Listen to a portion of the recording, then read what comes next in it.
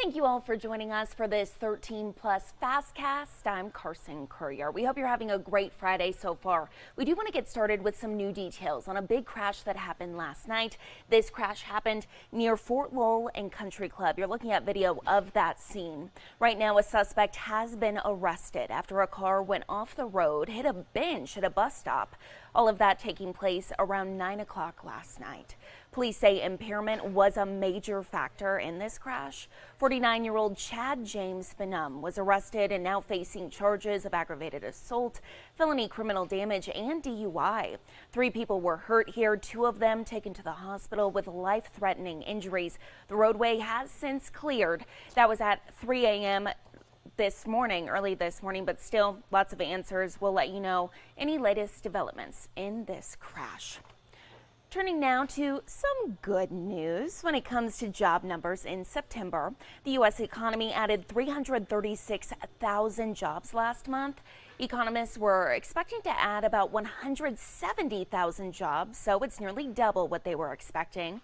It is the largest monthly employment gain since January, and it's the 33rd consecutive month of job growth in the United States. President Biden spoke on this report today. Let's listen in.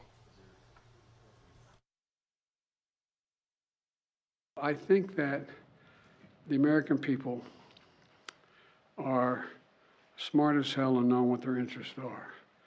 I think they know they're better off financially than they were before. It's a fact.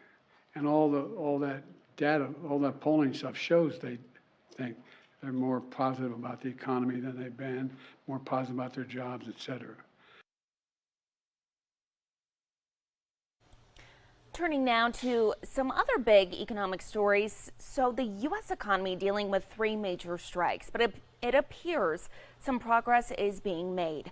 The largest healthcare strike in U.S. history is on day 3. The union coalition is demanding better pay and benefits as well as more staffing. The Kaiser Permanente strike is set to end tomorrow, but union officials say a longer strike could happen in November. If a deal hasn't been made by then, we will keep watching that. In strike number 2, take a look at your screen. General Motors says it made a counteroffer to the UAW's most recent proposal, adding in a statement that it is, quote, ready and willing to negotiate in good faith 24/7 to reach an agreement. Turning now to the 3rd strike As for the ongoing actor strike and the recent resolved writer strike, in a joint statement with the Alliance of Motion Picture and Television Producers on Wednesday, SAG-AFTRA announced that talks will restart today. The parties are then expected to work over the weekend and resume on Monday. 1, we have ignition and liftoff of the United Launch Alliance Atlas V rocket, carrying the proto-flight mission for Amazon's Project Kuiper.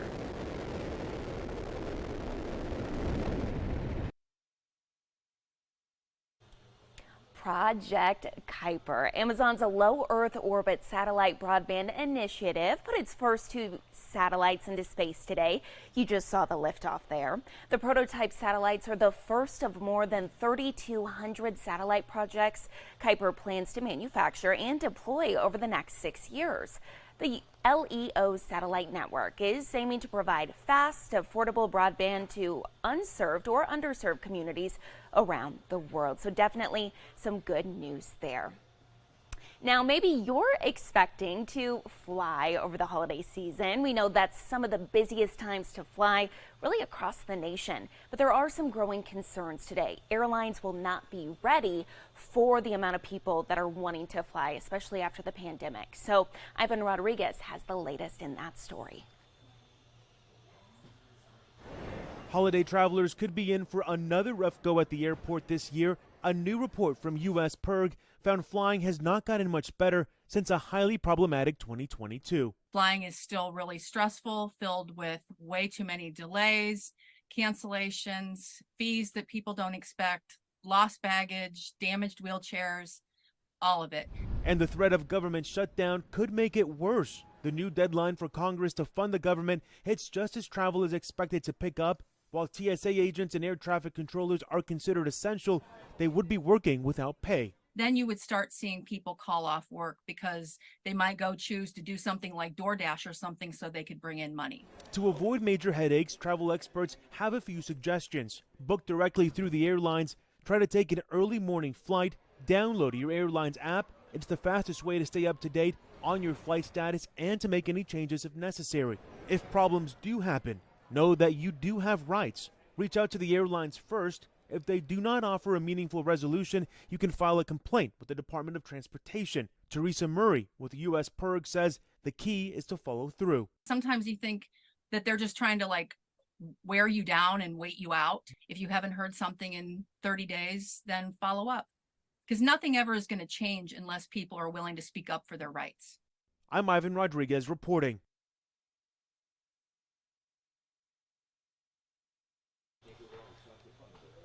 Well, no winners of the Powerball jackpot yet, but some happy smaller winners in Arizona, so that's some good news. Someone in Prescott bought a $50,000 Powerball ticket, and someone in Casa Grande won $53,000. I mean, I'd be happy with that, right? Definitely a lot of money there. But the next Powerball drawing happens tomorrow night, so everyone go out, get your tickets. We sound like a broken record, but we know when nobody wins the jackpot, of course, it gets even higher and more people want to play. So good news there. The jackpot almost $1.5 billion. The cash prize only $643 million. You know, not that much, right? If only. Go get your tickets, everyone. And take a look at this. Someone who is winning big, Simone Biles. She won the Artistic Gymnastics World Championship for the 6th time. And she is now the only person to win 6 all-around world titles and her 21st World Championship gold medal. This is her 34th overall medal, can you imagine? Meaning she is now the most decorated female or male gymnast ever. If you want to weigh in on her accomplishments, head to our website for all the details on her competition, or you can head to our Facebook page and comment below. Here at home, we know water is a big deal, right? You want to save as much as you can. So our very own Catherine Patterson has some tips on how you can still save water while making sure your desert landscape looks the best it possibly can. Let's take a listen. Hey guys, well, when you think of a typical lawn, you probably think of grass in the front yard. But ever since the Tucson ordinance that was put into effect in July, decorative grass is prohibited to conserve the water that we have here in the desert. But the Tucson Botanical Gardens is showing people that you can still have a beautiful lawn without using that much water. The DIY Desert Garden Design class covers everything from aesthetics to water harvesting. They encourage students to take advantage of the native plants the desert has to offer to not only save water, but contribute to our beautiful ecosystem. It's better for our environment. You can plant native and or arid adapted species that will help to attract pollinators and support wildlife habitat. And I think it's a lot less maintenance for the homeowner, as well as a much less of a water bill. This class continues every Friday of the month and goes in a little bit into November. I'll have more on this later at 4:30. Reporting in Tucson, Catherine Patterson, back to you.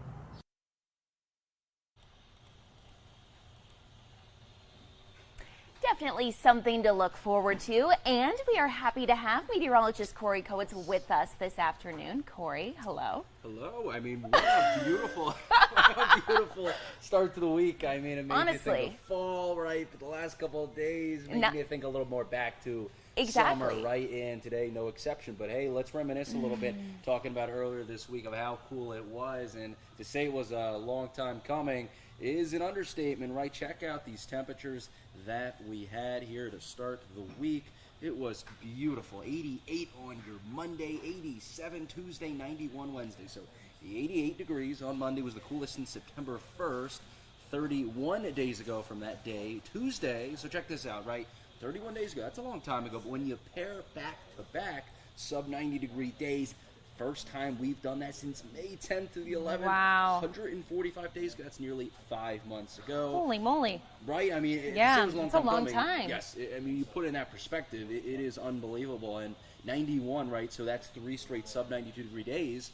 First stretch since pretty much that same time period, May 10th and May 12th. So 145 days ago from the end of that streak to Wednesday. Low temperatures too. Let's not forget about those cool morning temperatures. We also felt 93 Monday, 58 Tuesday, Wednesday, and yesterday low was 61. So Monday, the 63, you think, okay, 63 is cool, but how about this? It was the coolest since June 13th, 112 days ago. How about 58? That was the coolest since May 12th, 144 days ago. And then Wednesday, the 58 was the coolest since, yesterday, which was the day before. So we had to reset that counter back to 1. But how about 3 straight? You like that one? I love that one. 3 straight sub-62-degree days since May 10th to the 12th. So that was 146 days ago from yesterday through Tuesday with those low temperatures. So it's been a while. But yesterday we were 98, and today we had a chance of the triple digits.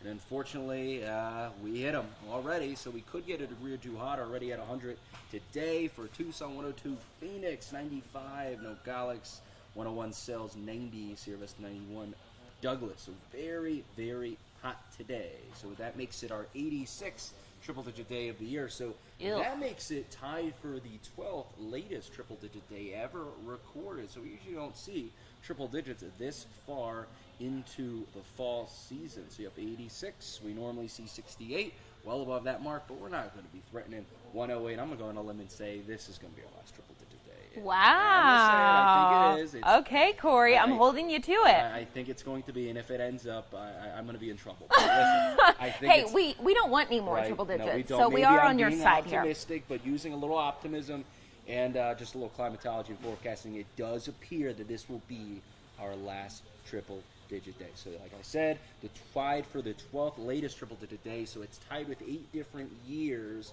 with October 6th being the last triple-digit day we've had. So that's, you don't normally see that late of triple-digit days. And overall, through the next hour or so, through the late night hours, can be in the high 90s, around 100 degrees, through about 4 o'clock.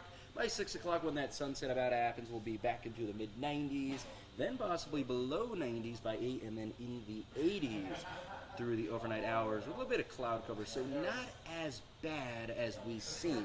The lows, the evening temperatures, right, we've seen it cool, but you can see, right, a little bit warmer today than what we've seen, and it'll make it a little bit of a warm night for the Zusan celebration. And guess what? Aaron Christensen is actually going to be emceeing that event, so awesome. Please come out to that. It'll be starting in a little bit toasty, right around sunset in the mid-90s, dropping to 90 by 7. And about 8 p.m., it'll be in the mid-80s with a bit of cloud cover. And also check out those winds. A little bit gusty, right? We also noticed a little bit of a shift in the winds, a bit windier today. But overall, right, a little bit cooler tomorrow in the mid-90s for your weekend. And then in the low 90s for a lot of next week, possibly dipping to the 80s, maybe Thursday and Friday late next week. Let's also talk about rainfall. Last time we've seen measurable rainfall, September 13th. It's a long time coming, right? So that's why we've seen a little bit of the darker red starting to come out here. So our drought monitor, we've got a little bit of an issue in terms of drought, especially, you can see to the south of Tucson, a bit to the east of Tucson, and in and around the Phoenix area. And we compare that to 3 months ago, right? So currently, half the state is moderate, severe 28, extreme 6-3, exceptional 3 months ago, where we, after that, that really wet winter and spring that we had, we were only at 1% of the state being moderate, no other categories. And 1 year ago, we're similar to what we had today, but yeah, we're kind of rebounding a little bit, unfortunately, with our drought monitor. Are we getting any help today? Well, you can see a little cloud cover trying to get in from the south into southern Arizona, a little bit of storm action going on south of the international border. But we're watching for maybe some trickling showers and drizzles here throughout the remainder of the night with a bit of cloud cover coming in. Or you can see those little green speckles. That doesn't really mean any rain reaching the surface. I really just see that as clouds, maybe a few drizzles embedded within that, really throughout the remainder of the night, remaining cloudy for many, and maybe a few drizzles here and there for the morning hours. But check this out, the models do have a little bit of some storms popping up. Again, this is the model that is usually overblowing storms during monsoon, to take it with a grain of salt, but hey, a good sign, right, for tomorrow afternoon. So if there is a best chance, it would probably be tomorrow afternoon for storms, as it looks to fizzle out for the most part for Saturday overnight, tomorrow overnight, with mostly just cloud cover. Another thing we got to talk about, this last thing, is the wind. Right here is the wind, a little bit windier today, really picking up for early throughout the night and early tomorrow morning, peaking for tomorrow morning in the mid to late morning hours, with gusts possibly 30 miles per hour plus. And then overall, those winds do taper off later tomorrow night. All right, so essentially you're saying, fingers crossed, hopefully we can get a little bit of rain. Yes, a little bit of rain. And that would Temperatures cool cooling us off a down, little bit. Cooling us down, and then a little bit of winds for tomorrow morning. Okay. Those are the biggest things. I like to hear it. Yes. We're thinking positive here. Yes. Now, Corey, I'm going to have you stick around because I have a Okay. very serious question to ask you. We're talking Halloween candy. Ooh, so very listen up. serious. Check this out. It's October, and it's time once again to look at the most Halloween candies, essentially what the most people like in each state for Halloween candy. CandyStore.com based this all on bulk candy sales. Reese's Cups took the #1 spot across the country. M&M's and Hot Tamales, I know that's kind of a shocker there, earned spots 2 and 3. Candy corn made a surprising comeback in the top 10.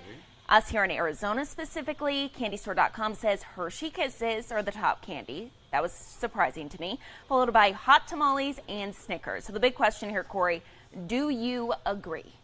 Do I agree? With the rankings. Listen, to be honest, I have a peanut allergy, so I can't Oh, have, no! I know, so to see Reese's that high, I'm like, oh, gosh, the Butterfingers, I the Reese's, forgot the you Snickers. do. But I can have Hershey Kisses, which is the top spot. I do love my chocolate, but I'm surprised Hershey Kisses is that high I on the list. And know. Hot tamales, too? That's I super can't remember the last time random. I had hot tamales. Especially yeah, when's the last time when you had one?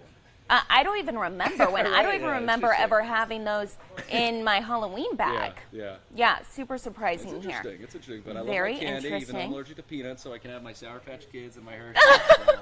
So, look forward to snacking. It's an excuse on Halloween. All right. I know y'all can't see him at home, but I was told by someone that I have to ask Dan Maurice, what is your favorite candy? Anything with chocolate and peanut butter. So don't get around Corey because he's don't get around allergic me, to Dan. peanuts. Good to know. I'm going to Awesome. avoid them on Halloween. Okay. Perfect. Yes. Thank you, Corey. Yes, thank you. Definitely talking about some serious stuff here on 13 Plus. Well, ending our FastCast with a look outside. It looks awesome out there. It looks very nice. We know it's a little hot, so stay cool. Hopefully those temps are going down, as Corey was saying. Thank you all for watching. Have a safe and happy weekend. Tune in at 7:30 for more news and weather. Thanks for watching.